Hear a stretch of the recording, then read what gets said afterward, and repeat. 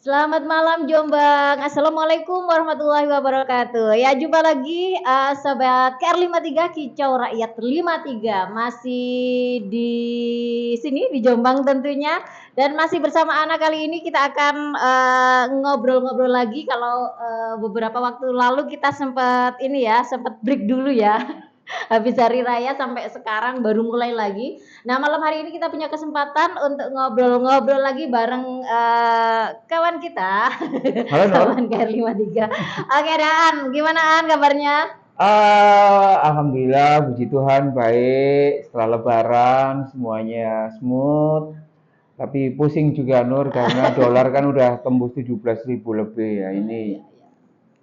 Ini situasi yang mungkin paling parah di dalam sejarah perekonomian di Indonesia kan. Jadi, apalagi konon APBN kita kayaknya hanya bisa bertahan 3-4 bulan, setelah itu bingung seperti apa. Artinya secara kenegaraan, secara berbangsa ada sesuatu yang bermasalah, yang sangat bermasalah itu, dan bisa jadi itu nanti akan membuat turbulensi politik ya. Kita tahu Pak Harto waktu itu kan jatuh itu di angka 12-13 ribu kan, kemudian jatuh. Jokowi hampir kolaps, tapi kemudian tiba-tiba panasnya fluktuasi dolar itu kan kemudian bisa diredam gitu. Nah, saya nggak tahu ini ya. Saya nggak tahu itu kan, karena pemerintahan kita juga belum menunjukkan performa yang meyakinkan, malah sibuk dengan MBG dan KMP. Iya, proyek-proyek yang sangat menyedot uang negara, tetapi kontribusi langsung kepada masyarakat tidak ada. Oke, itu kayaknya cukup berat An. Jadi kita ngobrol yang ringan-ringan dulu ini An. Ngobrol sama kamu itu nggak ada yang ringan, mesti berat. Ringan lah. Nah, sobat KR53, memang ini bukan live ya, tapi kawan-kawan masih bisa ikut berkomen ya nanti di bawah. Mungkin ada pertanyaan atau mau sekedar menceritakan terkait dengan tema kita ini, boleh banget ya. Nah, malam hari ini kita mau ngobrol tentang jatuh. Diam atau bicara, dilema jadi manusia sosial. Nah, seperti yang kita ketahui ya, manusia itu memang makhluk yang tidak bisa hidup sendiri ya. Dia membutuhkan orang lain, dia membutuhkan makhluk lain. Nah, tetapi ada satu situasi yang terkadang membuat seseorang memutuskan apakah dia memilih untuk diam atau bicara. Dan itu pun tidak terlepas dari beberapa faktor di belakangnya. Kenapa dia diam, kenapa dia bicara. Nah, kalau Aan sendiri pernah nggak awal-awal, kalau sekarang sudah pasti berani bicara. Kalau dulu awal-awal sebelum jadi aktivis nih, pastinya entah itu dari lingkungan keluarga, entah dari lingkungan sosial masyarakat terdekat, tetangga, pernah nggak ada situasi yang membuat Aan aku tahu ini salah, tapi aku diam ini kayaknya lebih baik, lebih aman gitu. Pernah nggak ada situasi kayak gitu? Ya, pasti semua orang itu pernah ya merasakan pada situasi di mana ada pilihan apakah akan bicara atau kemudian memilih untuk diam, dan biasanya kalkulasinya itu sangat jelas kok Nur. Soal security ya, soal keamanan itu kan. Soal keamanan. Aku tidak hanya ngomong soal keamanan secara fisik maupun secara psikologis, tetapi keamanan itu juga menyangkut soal situasi ekonomi dan lain sebagainya. Misalkan begini, ini nanti kalau aku ngomong, ini mempengaruhi kehidupanku enggak? Mempengaruhi kebutuhan ekonomiku enggak? Mempengaruhi masa depan studiku enggak? Mempengaruhi macam-macam gitu kan. Aku masih ingat saat itu ya, waktu di Sanawiyah ya, di tambak beras itu kan ada satu situasi di mana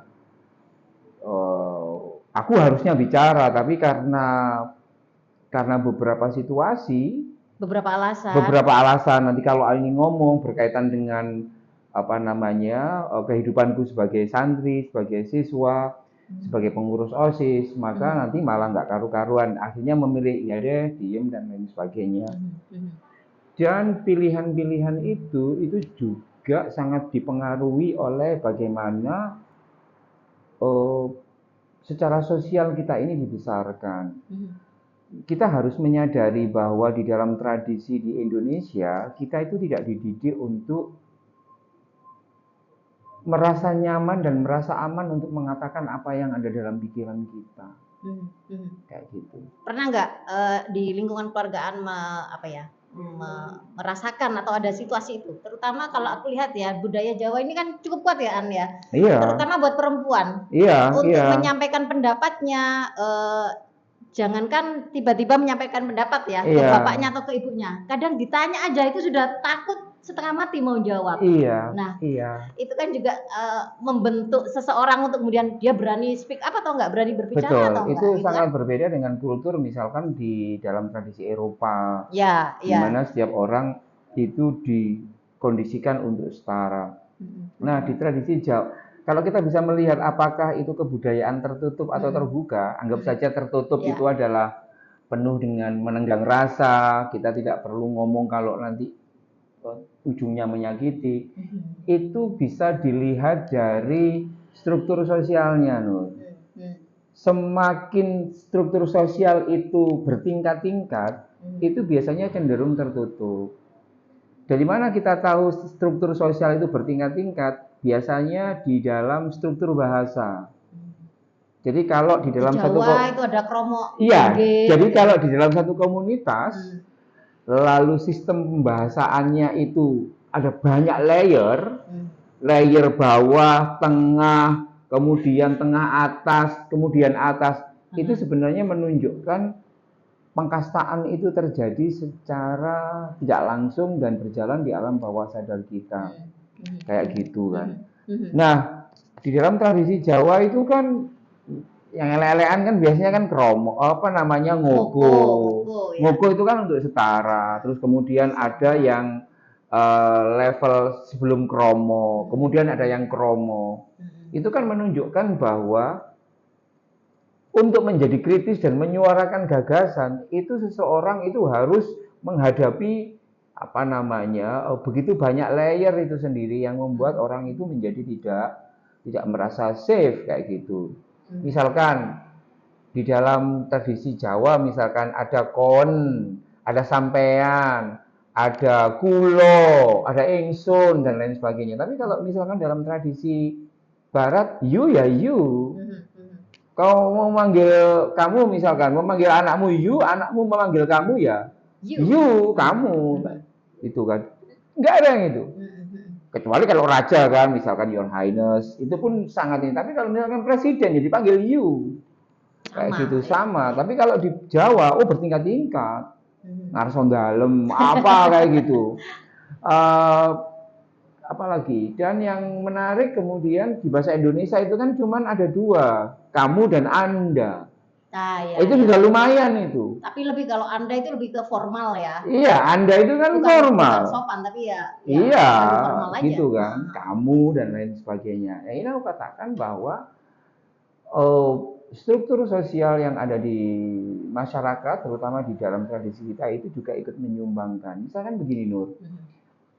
Aku dulu kan misalkan di dalam ritual ya, di dalam ritual kami diajarkan untuk kalau wudhu ya nggak boleh ngomong, gitu kan. Nah setelah aku mondok 2 tahun, kemudian aku pulang kan, aku wudhu dipanggil sama ibuku, gini, harusnya kan aku diem karena wudhu, terus aku ngomong, "Nggih Bu, kense ambek gini," terus ibuku bilang, "Loh, kamu wudhu kok ambek ngomong, harusnya tidak boleh begini." Kata siapa? Aku bilang begitu.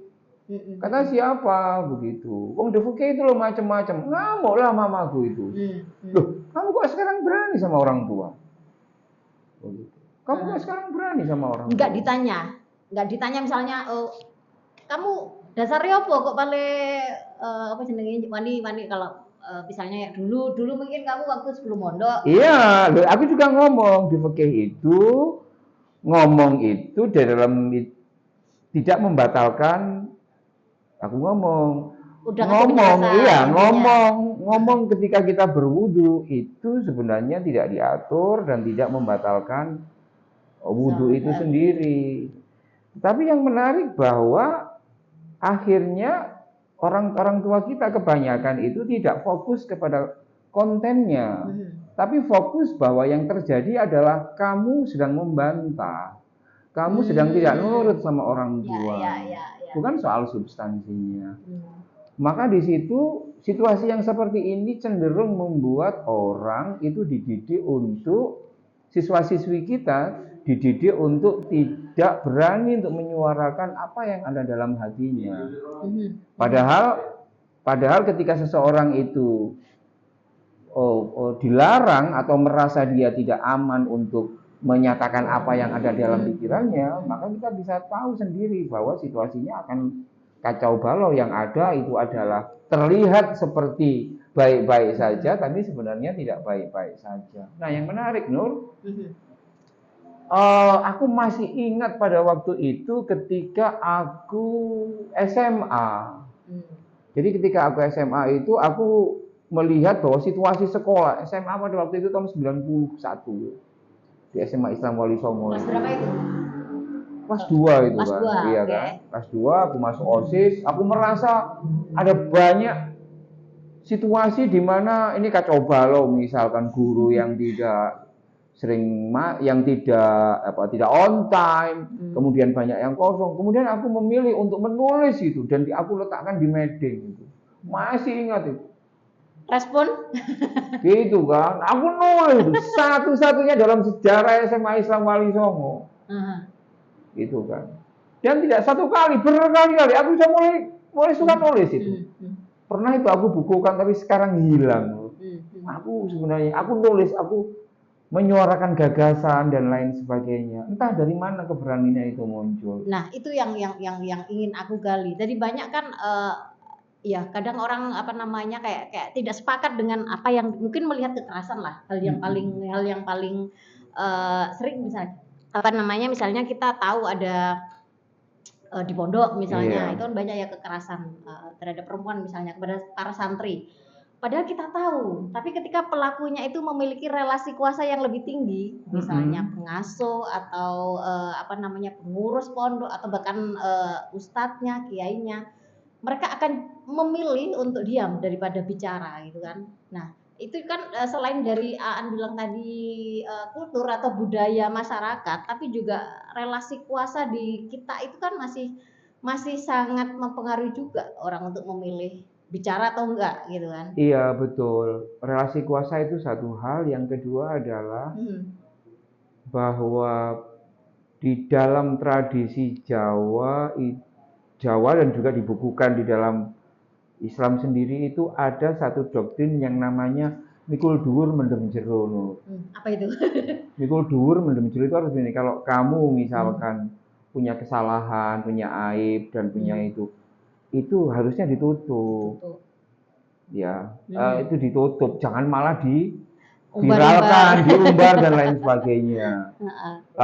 Yang kedua, ada namanya konsep kesucian di dalam struktur sosial itu. Jadi kita dididik bahwa orang-orang yang levelnya di atas kita itu memiliki tingkat kesucian yang lebih daripada kita, yang berimplikasi pada kita harus memproteksi mereka lebih dari apa yang harusnya kita proteksi di level kita. Misalkan guru nih, gitu. Misalkan kita guru ustadz itu kan levelnya di atas kita nih, gitu kan. Berarti dia itu kan harus dihormati. Misalkan kalau tiba-tiba kita melihat ustadz itu melakukan hal kejahatan dan lain sebagainya. Kalau dalam tradisi Barat ya kan ditegur, tapi kalau dalam tradisi kita, jangan diomong, palingnya cuma dirasan-rasani gitu. Oh Pak ini loh melakukan kegiatan kayak gini. Tapi mari kita viralkan dan lain sebagainya. Itu pasti dia akan berpikir ulang, mahasiswa atau santri yang mengatakan seperti itu. Karena apa? Karena di dalam doktrin kita adalah bahwa ustadz itu berjasa pada kita, dosen itu berjasa pada kita harusnya itu berada di bawah mereka dan memproteksi mereka, menutupi citra dari mereka itu sendiri. Nah, di sini problemnya justru adalah kita ini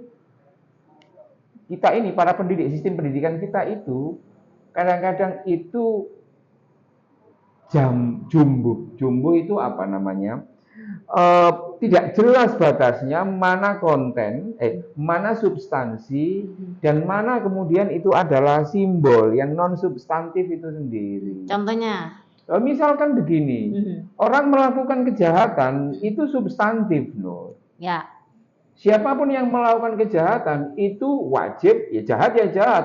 Lu mau presiden, mau kiai, mau apa, jahat ya jahat. Dan ketika kita melihat kejahatan, maka kewajiban kita itu kalau menurut Islam ya, di Islam itu kan ada doktrin seperti ini, Nur. Man ra'a minkum mungkaran, kayak gitu-gitu lah. Intinya. Siapa saja yang melihat kemungkaran, siapa saja yang melihat tindak pidana, gitu kan. Maka falyughayyir biyadi, maka kamu harus mencegahnya dengan tanganmu, dengan kekuasaanmu. Kalau tidak mampu, iya kan. Fa ilam yastati, gitu kan. Kan ngerti kan. Fa ilam yastati fabilisani. Kalau kamu tidak mampu mengubah itu dengan kekuasaan dan tanganmu, ya fabilisani, you ngomong, Pak jangan kayak gitu, Dok jangan seperti itu. Fa ilam yastati fabiqolbi. Kalau kemudian kamu nggak mampu ngomong, mungkin karena bisu atau sedang makan atau apa kan, mulu-mulu begitu. Atau ya memang nggak berani kan, karena terlalu berisiko. Ya, akhirnya nanti masuk ke keberanian. Kita ngomong soal normatifnya. Normatifnya kita kan ngomong soal substansi, soal yang substansi. Terhadap hal yang substantif, itu kan, value itu kan begini. Kamu itu kalau melihat kejahatan harusnya A, B, C, D, E, F, G begitu. Nggak peduli yang melakukan kejahatan siapa, pokoknya kejahatan. Maka protapnya jelas, SOP-nya jelas. Kamu harus mengubah dengan kekuatanmu, dengan omonganmu, kemudian dengan hatimu dan lain sebagainya. Kayak gitu. Jadi itu yang kurang diomongin. Anakmu misalkan, anakku misalkan, pernah nggak dididik di sekolahnya? Wahai anak-anakku, nggak boleh ada kejahatan ya. Kalau kamu melihat ada tindak pidana, maka kewajibanmu adalah melaporkan dan lain sebagainya gini-gini. Kayak kamu di Juanda itu loh. Juanda kan ada tulisan kan, you seeing something, you say something gitu kan. Kalau kamu melihat sesuatu yang mencurigakan, omongkan. Kayak gitu. Nah, substansi ini kemudian dikalahkan oleh tata cara di dalam unggah-ungguh ini tadi. Tata krama itu kan. Maka bagi pendidikan yang terlalu fokus mengajarkan tata krama, itu bermasalah juga loh. Kalau nggak punya tata krama dan lain sebagainya. Jadi aspek perilaku tata krama ini kemudian dicerabut dari substansi itu sendiri. Substansinya malah kalah. Iya, substansinya kan begitu. Kalau ada orang yang bersalah, you harus ngomong mengkoreksi. Satu. Yang kedua, kebebasan berpikir tidak bisa dipidana. Artinya apa? Sepanjang itu menyampaikan pendapat, orang tidak boleh marah. Itu kan substansi. Ini saiki ono sekolahan yang mengajarkan itu. Bahwa berpendapat itu adalah sesuatu yang harus kita capai, harus kita lakukan. Budayakan. Dan itu dilindungi oleh negara ya. Itu dihilangkan, itu nggak diajarkan. Justru porsi yang terbanyak toto kromo. Engko nek kon nang ngarepe guru kon kudu ngene, apik yo wan. Nggak ada yang salah. Tetapi ketika itu tidak dibarengi dengan pendidikan value, pendidikan karakter itu sendiri, maka yang ada adalah tata krama itu seperti kita mengajari anak, orang-orang menjadi budak di hadapan majikannya. Kamu harus seperti ini. Itu kan gitu tuh. Kita ngajarin tata krama kan ngajarin orang lain itu menghormati kita. Sama seperti budak menghormati majikannya. Gitu. Majikan tidak mungkin melakukan pendidikan kritis kepada budaknya.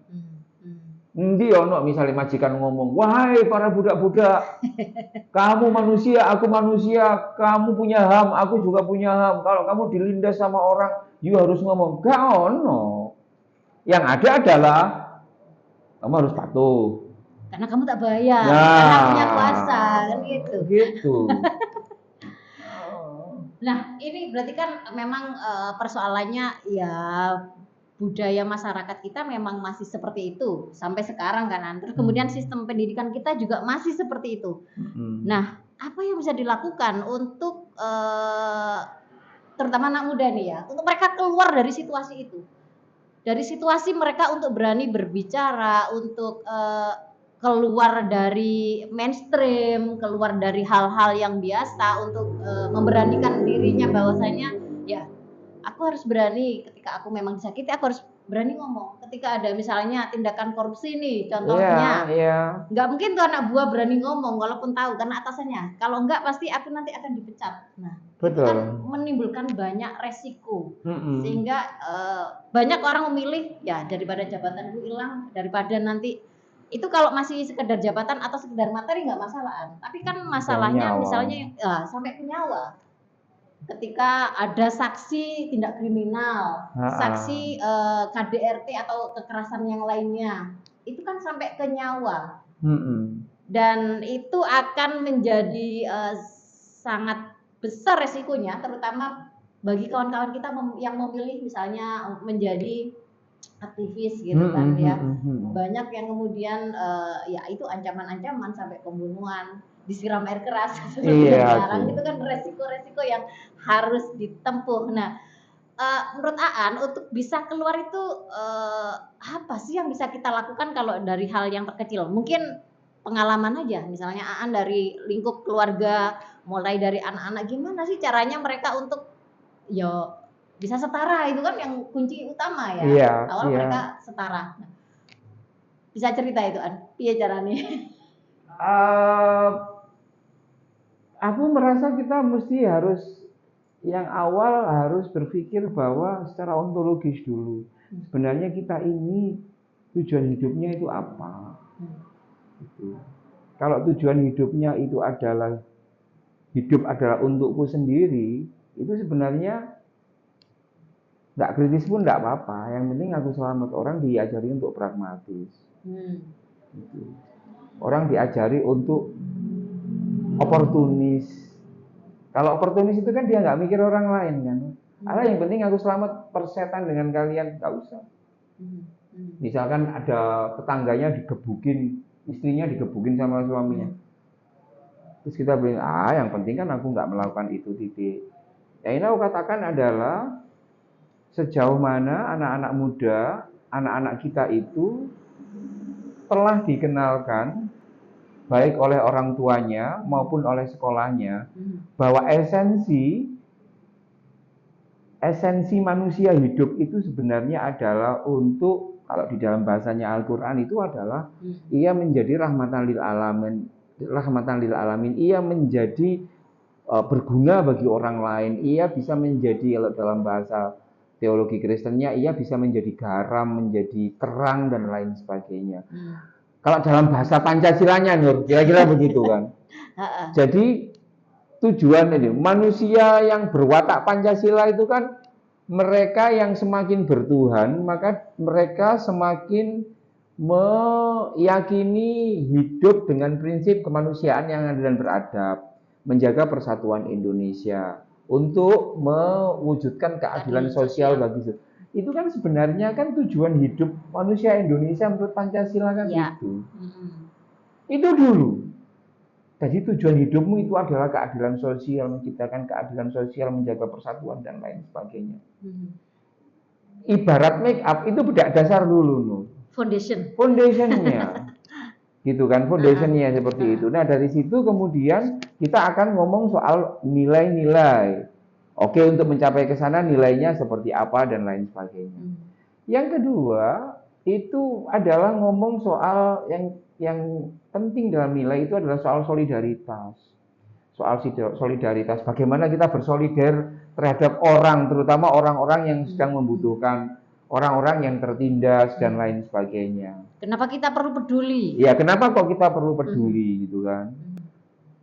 Kemarin kan kita habis puasa nih yang Islam kan 1 bulan itu kan sebenarnya ngomong soal kepedulian kan.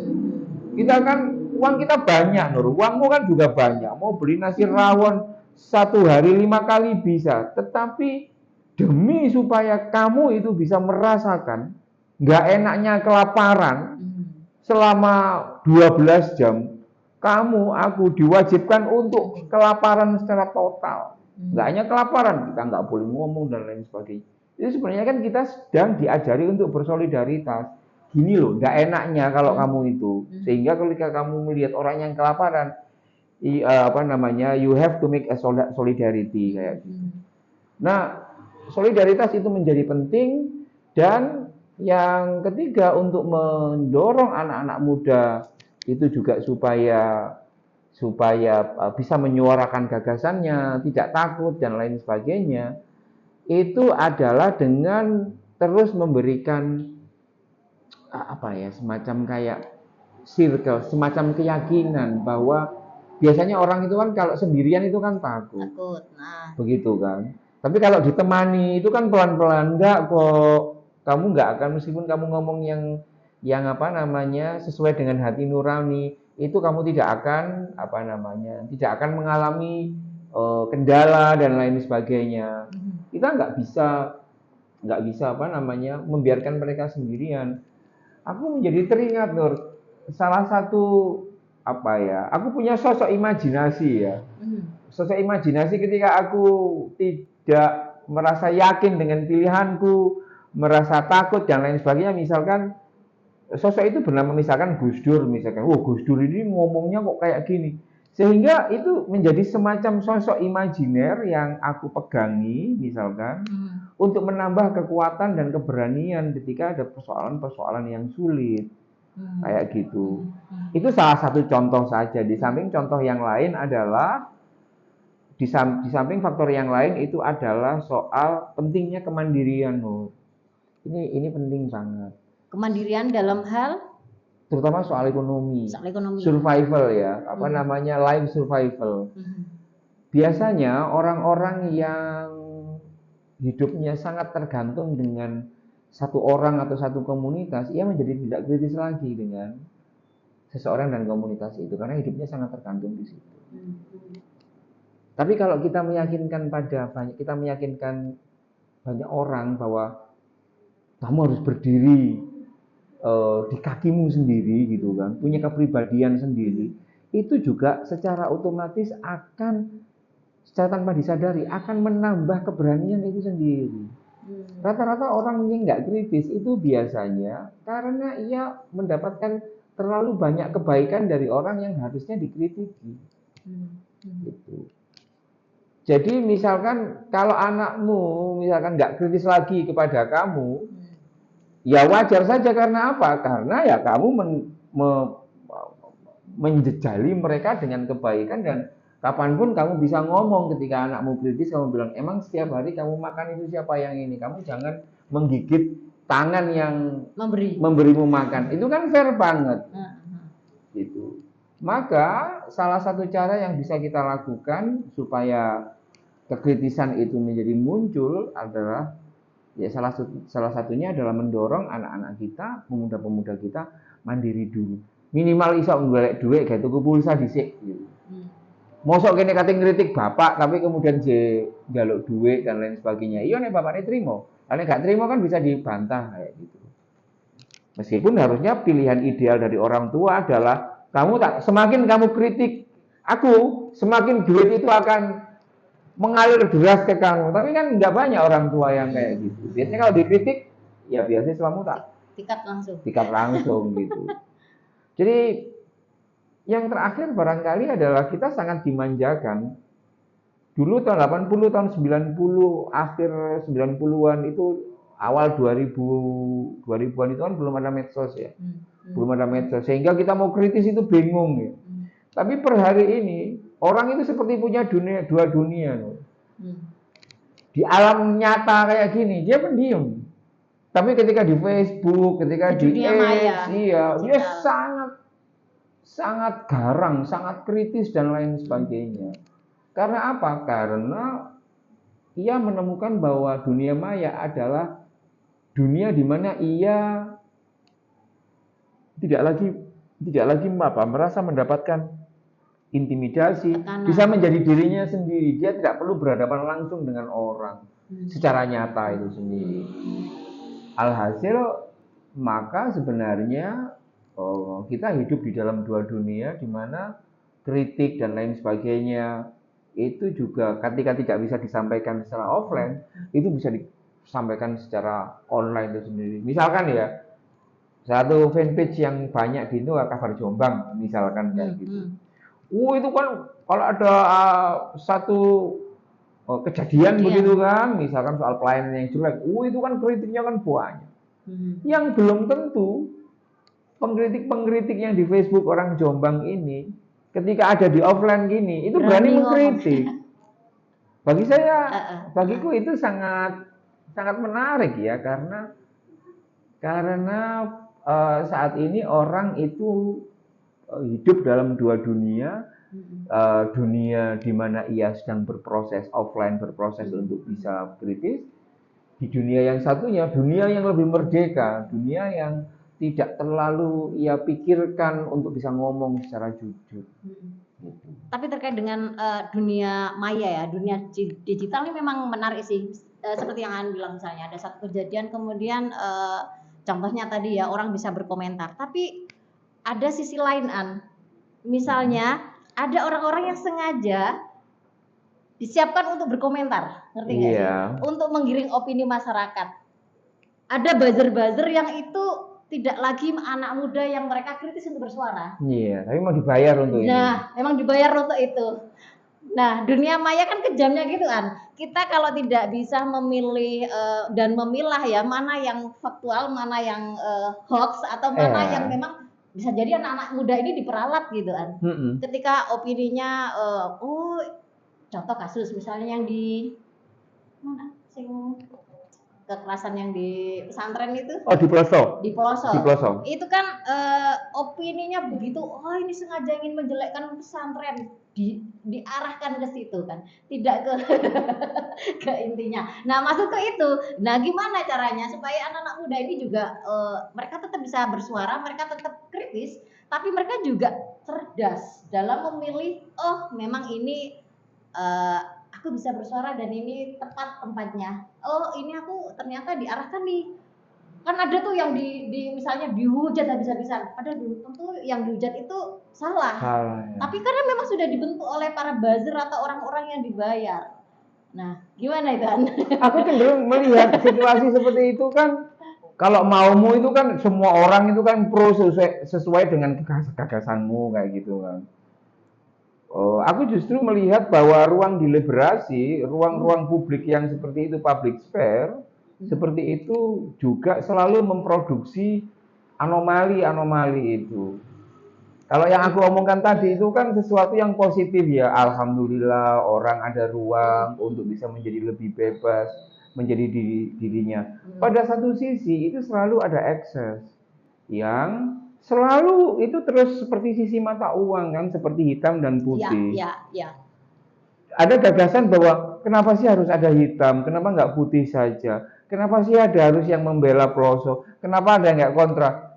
Itu sebenarnya sesuatu yang sangat wajar, tetapi juga tidak realistis. Tidak realistis karena apa? Karena justru di ruang-ruang publik seperti itu selalu menemukan, kita akan menemukan dua wajah itu, dan memang dua wajah itu yang membuat dunia ini menjadi lebih hidup, Nur. Lebih menarik. Iya.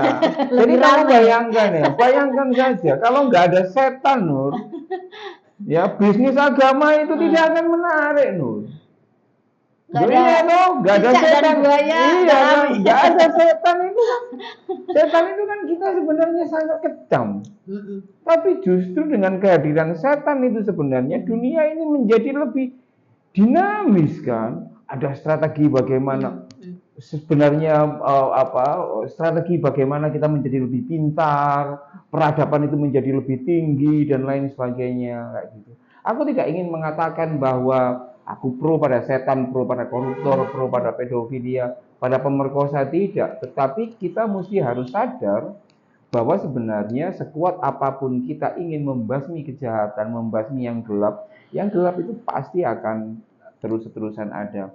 Aku hanya fokus bahwa sesungguhnya anak-anak muda kita ini itu memiliki ruang yang merdeka untuk kita Untuk bisa mengekspresikan. berekspresi. Ya, kalau itu sepakat. Itu kan.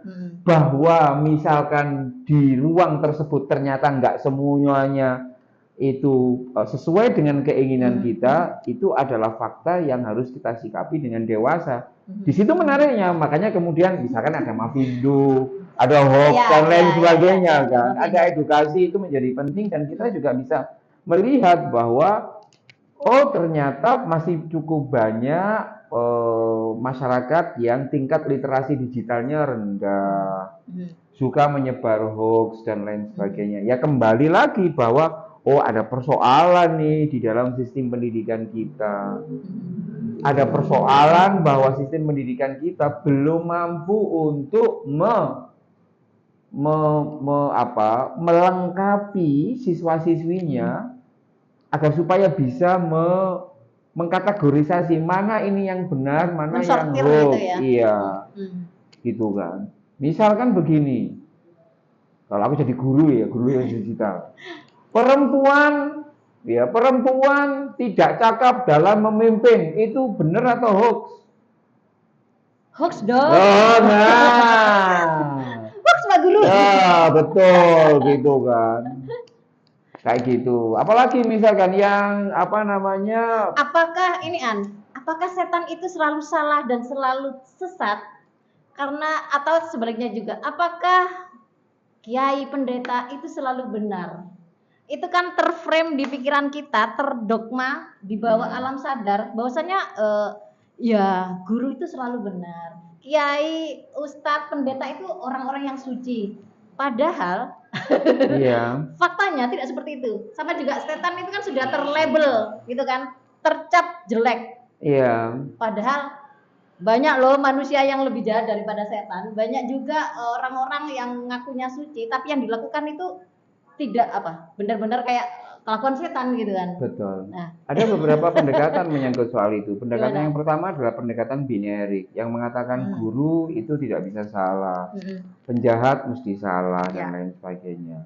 Ada pendekatan yang itu ada kekurangannya ya, ada kekurangannya. Loh itu kalau ada pendeta, ada kiai yang korupsi, ada yang menggagahi santrinya, ada yang korupsi, macam-macam lah. Termasuk yang kemarin terakhir itu yang soal haji itu kan.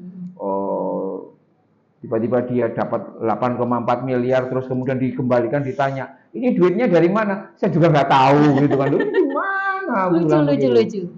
Nah pendekatan yang kedua adalah pendekatan yang ditahsis itu dikategorial begini. Misalkan kamu guru ya, ketika kamu berprofesi sebagai guru mengajarkan hal-hal yang bersifat keguruan, kamu benar Nur. Tetapi Nur itu kan tidak selamanya jadi guru. Nur itu juga ada aspek manusianya. Misalkan Nabi Muhammad, misalkan ya, apakah Nabi Muhammad itu selalu benar dan tidak pernah salah? Itu kan di dalam debat teologi itu kan nggak ada ujung pangkalnya. Kalau di ajaran agama pasti benar. Pasti benar. Misalkan kelompok Syiah mengatakan pasti benar, tapi di kelompok Syafi'i itu begini. Nabi Muhammad itu sepanjang menjalankan misi kerasulan itu pasti benar. Tapi sebagai manusia, ya bisa salah. Karena apa? Di dalam Al-Quran, Nabi Muhammad terindikasi dia pernah minta ampunan. Berarti kan dia punya salah. Kemudian ia pernah ditegur ya, fasawatawala anjahul ma'wa, ketika dia mukanya masam kepada orang itu, kemudian ditegur sama Tuhan, jangan kayak gitu. Itu kan berarti dia manusiawi. Nah, supaya kita ini tidak terjebak di dalam kerangka binerik mengatakan ini sepenuhnya salah, ini sepenuhnya benar, maka kita mengatakan bahwa tugas-tugas kependidikan, tugas-tugas kependetaan, tugas-tugas birokrasi itu tidak salah. Misalnya kalau kamu jadi ASN, kamu itu kan bersumpah kan, sumpahmu itu kan mesti benar loh. Saya akan menegakkan aturan, itu kan benar. Tetapi di situ ada aspek manusiawinya, di mana setannya yang ada di dalam manusia itu kemudian memanfaatkan sesuatu yang suci itu untuk kepentingan-kepentingan yang jahat itu tadi. Misalkan sebagai kiai seseorang itu harusnya melindungi santriwati-santriwatinya gitu kan. Tetapi karena aspek kemanusiaan, manusianya, aspek kedagingannya, aspek setannya itu cukup mendominasi, maka yang terjadi justru sang kiai ini menggunakan otoritasnya, kuasa yang suci di mata santri itu untuk mengekspresikan kebrutalan dari keinginannya itu. Apanya yang salah? Yang salah menurutku adalah ia tidak lagi sadar untuk apa sebenarnya dia itu hidup. Kenapa kok dia hidup? Ia kekacauannya itu menjadi lebih dominan itu. Makanya yang menjadi penting bagi saya harusnya ketika orang itu misalkan sholat ke gereja dan lain sebagainya, sebenarnya sholat ke gereja itu kan semacam upaya rutin, subuh, duhur, asar, maghrib, isya. Itu kan sebenarnya waktu-waktu khusus di mana kita tidak hanya bergerak-gerik sholat itu saja, tetapi di 5 waktu ini kita ini sebenarnya harus merenungkan kembali tujuanmu jadi manusia itu apa, kayak gitu. Bener, itu aja. Bener nggak sih aku tujuanku sebagai manusia? Itu sebenarnya harusnya digunakan di surat 5 waktu itu, bukan hanya sekedar takbiratul ihram dan lain sebagainya, ritual tidak, tapi mengembalikan, oh iya, aku tujuanku hidup itu tunduk pada rahmatan lil alamin, aku tidak boleh menyakiti orang, aku harus bertindak adil, itu saja sebenarnya. Tapi sayangnya pendekatan sholat yang menggunakan pendekatan value seperti itu tidak cukup populer di kalangan kita gitu kan. Yang ada adalah ya sudah wudhu, sholat yang lama, kemudian wiridane sing dawa, kemudian tidak ada yang salah dengan itu. Tetapi sejauh mana itu tercerminkan di dalam kehidupan sosial. Makanya jangan pernah menyalahkan ada orang yang sholatnya kenceng, ngajinya kenceng, korupsinya juga kenceng. Menyakiti orang juga kenceng, nutup warung babi, iya kenceng, kemudian nutup gereja, iya kenceng, padahal sembahyangnya kenceng, karena merasa dekat dengan Tuhan mungkin. Nah, kedekatan itu yang kemudian perlu kita evaluasi, kedekatan yang seperti apa. Harusnya orang itu semakin dekat dengan Tuhan, semakin ia akan melihat bahwa semua manusia itu adalah ada kehadiran Tuhan di situ. Sehingga semakin dekat ia dengan Tuhan, semakin ia tidak akan melakukan ketidakadilan pada manusia. Karena apa? Setiap manusia itu hadir Tuhannya satu-satu. Misal ya, sing rame di Sukoharjo itu. Nek aku Nur ya, ketika aku merasa dekat dengan Tuhan, aku akan merasa bahwa Tuhan itu tidak hanya hadir bersama dengan kita, Tuhan itu hadir. Ia juga hadir di dalam gereja, ia hadir juga di dalam tubuh manusia, ia juga hadir di dalam aspek perekonomian itu. Sehingga kalau aku melarang hak orang lain, sebenarnya aku sedang berseteru dengan Tuhan. Gitu. Kan secara teologi kan begitu kan? Secara teologi, secara Qur'annya ya, sorry Nur, aku ngomong Qur'annya soalnya apa? Apa teman kayak awakmu nek gak digawe Quran itu kan gak sepiro. Iya, pondokan. Ngerti. Jadi sebenarnya cara kita bertuhan itu sangat mencerminkan itu. Selama ini kita melihat Tuhan itu sebagai sesuatu entitas yang tidak ada kaitannya dengan kehidupan sosial. Jadi kalau misalkan aku sering mengkritik Warsudi, misalkan soal pasar Ploso, soal jalan dan lain sebagainya. Karena aku melihat bahwa Tuhan itu hadir bersama dengan masyarakat yang tiap hari lewat aspal jalan Gatot Subroto, sing gak enak bergelombang. Atau kemudian hadir bersama dengan para korban. Jadi aku menyuarakan seperti itu karena apa? Karena aku tidak ingin Tuhan yang menubuh di dalam para korban ini dibiarkan begitu saja. Kan Soekarno kan pernah bilang, Tuhan itu kira-kira ya, Tuhan itu tidak hanya bersemayam di masjid dan gereja. Tuhan itu bersemayam di gubuk-gubuk reot, orang-orang yang nggak bisa makan, orang-orang yang tertindas, perempuan-perempuan yang dilacurkan. Itu kan Tuhan hadir di situ. Itu kan memanggil kita supaya kita dekat dengan Tuhan. Dekat dengan Gusti Allah. Tapi kan saya kan pendidikan agama nggak ngomong soal kayak gini, Nur. Nggak semua dosen agama kan kayak aku, Nur. Nah, kalau di tingkat dosen dan pengajarnya saja masih belum seperti itu kan, gimana kemudian murid dan mahasiswanya kan, jadi masih prosesnya masih panjang gitu ya. Ya tapi diskusi kita ini kan diskusi yang juga mencerahkan dan menyehatkan ini kan. Ini yang sebelum kita closing pengen tahu kapan kira-kira seseorang harus berani bicara, berani speak up walaupun itu beresiko. Ketika apa? Pertama, ketika yang paling pertama adalah biasanya orang itu harusnya bersikap ketika kepentingannya terbesar. Contohnya? Misalkan, kalau kamu ada seseorang mengalami ketidakadilan, maka pada titik itu harusnya ia ngomong. Ya, misalkan kamu dirugikan dalam pelayanan publik, ya, internetmu biasanya cepat terus lemot, ya kamu harus ngomong, you have to say something, gitu kan? Kamu harus ngomong, gitu kan? Sepahit apapun kamu harus ngomong gitu. Jadi itu yang pertama. Jadi ketika ketidakadilan itu menimpa diri kamu, maka menjadi wajib, apalagi kalau kamu beragama Islam, itu kan doktrin tentang ketidakadilan untuk memperjuangkan keadilan itu kan menjadi sangat kuat. Ketika kamu merasa hakmu dilanggar, you have to say something ya, minimal update status dan lain sebagainya. Nah dari situ kemudian kita bisa naikkan loh. Pertanyaannya, kapan seseorang harus berani ngomong? Ketika dia melihat ketidakadilan. Baik ketidakadilan itu yang menimpa dirinya atau ketidakadilan itu menimpa orang lain.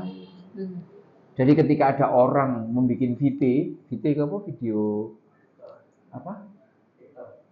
video ini ya, live gitu kan sering kan ada orang dikamplengi terus di live kemudian di-upload. Itu kan dia melihat ketidakadilan, lalu dia kemudian memviralkan.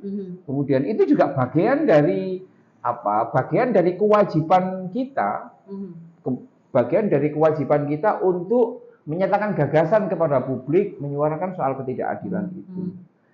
Yang penting bahwa jangan sampai kemudian kita memproduksi hoax ya. Memproduksi hoax itu adalah iya, atau kemudian ada gambar yang itu dicerabut dari akarnya, dari konteksnya itu kan kemudian menjadi salah seperti itu. Itu sih Nur, menurutku Nur. Oke, jadi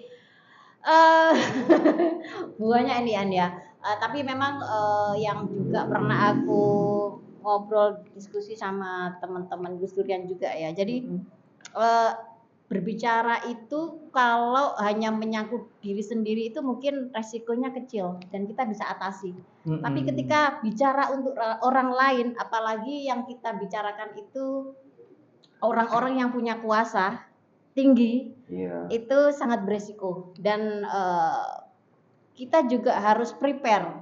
Contohnya gini, misalnya di salah satu kasus pencemaran lingkungan di perusahaan yang itu perusahaan besar. Nah, ketika misalnya kamu bilang kita fotokan ini contoh ini loh pencemarannya terjadi seperti ini. Banyak juga para aktivis lingkungan yang kemudian mereka dikriminalisasi walaupun faktanya ini loh benar terjadi pencemaran, tapi kemudian ada undang-undang ITE yang justru dia kena karena mencemarkan orang lain. Jadi tidak lagi persoalan intinya, substansinya ini loh lingkungannya rusak, tapi ini loh orang ini mengambil foto tanpa izin. Justru itu yang menjadi alat kemudian terkadang seseorang memilih untuk diam gitu kan. Betul. Nur, separuh lebih dari manusia itu selalu merasa terancam ketika kepentingannya itu diusik. Ya. Dan mereka akan selalu mencari cara agar selalu mendapatkan ketenangan dan bebas dari keterusikan itu. mereka biasanya akan menggunakan berbagai cara Ya. untuk bisa katakanlah seperti mengkriminalisasi dan lain sebagainya. Mungkin cara halus dulu ya, Iya. jangan diteruskan. Tapi ketika kita tetap speak up itu kan akhirnya Betul seperti ya, itu. kamu tak penjara kalau Yang gitu. ingin aku katakan kadang-kadang itu resiko itu tidak sebesar yang kita pikirkan, yang tidak sebesar yang kita khawatirkan kok. Gitu kan.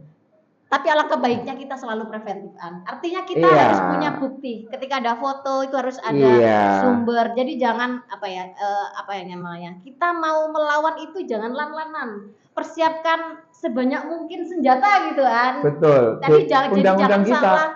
Kamu pahlawan kesiangan. Yang kamu perjuangkan ternyata mereka sudah dibayar dan kemudian justru tidak membela kita. Betul. Membela perusahaannya. Betul. Itu banyak terjadi. Makanya ketika ada diskusi itu bilang pokoknya harus dilaporkan. Aku bilang oke, dilaporkan. Tapi kalau mau jadi cerdas, kita harus punya alat, kita harus punya senjata, kita harus kumpulkan dulu bukti sebanyak-banyaknya. Jangan sampai kita nanti yang dipidanakan, sehingga mati sia-sia, ibaratnya gitu ya. Masuk penjara tapi sia-sia gitu. Betul. Yang substansi nggak kena, justru orang-orang pun nggak memihak kita. Justru mereka yang dirugikan, mereka yang menjadi korban terkena penyakit dari limbah itu. Betul. Makanya Nur, kalau kita belajar psikologi, itu kan ada dua kutub begini ya Nur ya. Apa itu? Ada kutub apa itu? Kutub sebelah kanan ini consideration, pertimbangan. Kutub yang sebelah kiri itu courage. Kita ini ada di bandul, ada bandul seperti jam begini. Kalau lebih cenderung ke courage, itu adalah courage itu apa? Courage itu keberanian. Keberanian. Okay. Keberanian itu adalah wanita tapi gak ada pertimbangan. Kayak gitu. Maka konyol. Kalau bandulnya itu ke courage saja begini, ya sama kayak teman-teman. Yang penting gasak dhisik kok dipikir keri. Pisau musuhnya bedil. Kalau cara pandangmu itu bisa jadi bandulnya itu ke consideration. Kalau bandulnya terlalu ke consideration, terlalu banyak pertimbangan, gak mlaku-mlaku. Contoh, kalau numpak sepeda motor, apa ya? Wah, nang kono banyak orang tabrakan, jatuh dan lain sebagainya. Kemudian kamu mikir, iki kok nek aku sepeda motoran, iki kok aku selamat tagak ya? Oh, ditabrak tagak dan lain sebagainya. Terlalu banyak dipikir, di consideration, gak mlaku-mlaku. Maka idealnya itu adalah bandulnya di tengah-tengah. Antara courage dan consideration itu balance kayak gitu. Makanya yang tadi kamu sampaikan menjadi penting. Di dalam consideration itu menjadi penting. Misalkan kita mau memberitakan sesuatu begitu kan. Yang tidak boleh itu kan memfitnah, Nur. Betul.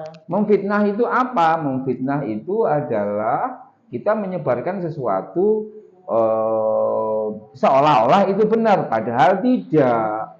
Kayak gitu. Misal foto ini tak ambil aku misalkan ngambil foto lubang besar di wilayah Kunjang Pare, terus kemudian aku kasih caption ini ada di Jombang, itu kan salah. Kemudian kita posting, itu kan salah. Itu kan basic knowledge dari kita kan seperti itu. Jadi menurutku kita nggak perlu takut sepanjang itu kita ngomong sesuatu yang benar gitu kan. Itu satu substansi yang penting benar. Dan yang kedua adalah the way we deliver the message. Kayak gitu.